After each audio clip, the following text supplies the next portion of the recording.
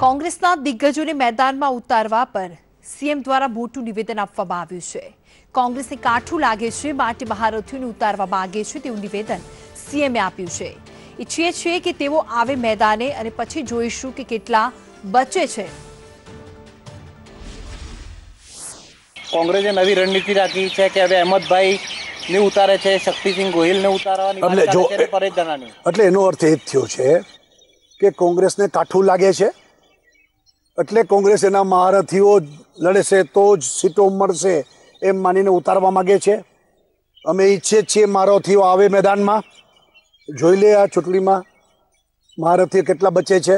ગઈ ચૂંટણીમાં શું થયું? 17માં બધા મહારથીઓ હાર્યા, શક્તિસિંહે હાર્યા, સિદ્ધાર્થભાઈએ હાર્યા, અર્જુનભાઈએ હાર્યા, બધા મહારથીઓ જ હતા ને। તુષારભાઈએ હાર્યા।